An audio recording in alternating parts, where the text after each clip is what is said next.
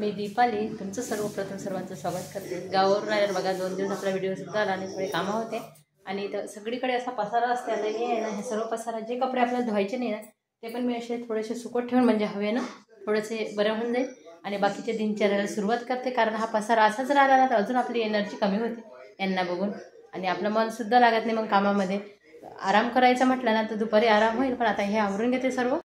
चला आता पसारा आवरायला सुरुवात करते। घरात आहे ना 1-2 दिवस जरी झाले ना तर एवढी धूळ होऊन जाते ना, पहिले तर झाडू वगैरे मारावंच लागते। झाडू मारल्यावर म्हटलं थोडेसे कामं आवरायचे, पण मधातच मुलगी म्हणे भूक लागली तर कुकर वगैरे लावून घेतलाय। इकडे मी वरण भात लावला एका साईडनं आणि एका साईडनं थोडेसे बटाटेसुद्धा लावले, कारण बटाट्याची सुकी भाजी करायची होती आज आणि पटकन होईल म्हटलं।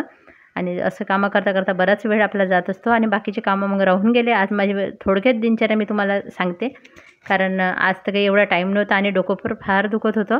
बाहेरून आले की तसंच होते, प्रवासातून आलं की। आणि दुपारी म्हटलं आराम करूया, पटापट आवरू। तसं आवरता आवरता तरी 1-1.5 वाजतेच आपल्याला।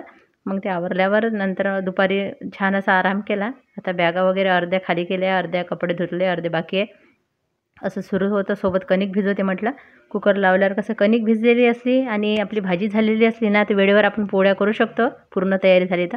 पण अजून मूड चांगलं होण्यासाठी, फ्रेश वाटण्यासाठी मी धूप आणि दिवा वगैरे लावून इथं पूजा करत आहे। म्हटलं धूप लावला ना आपल्याला काम करायला अजून उत्साह येईल।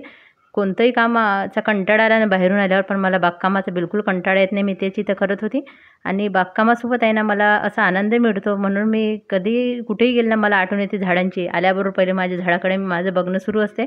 वर पण गेली, वर पण बागकाम करून आली आणि सगळे कामं राहिले तरी चालेल, पण बागकाम माझं झालंच पाहिजे असं असते। आणि इथं बघा कबुतरांना आपले असे भरपूर आले ना तेव्हा तर डबल टिबल इथं काड्या काढून ठेवलेल्या होत्या।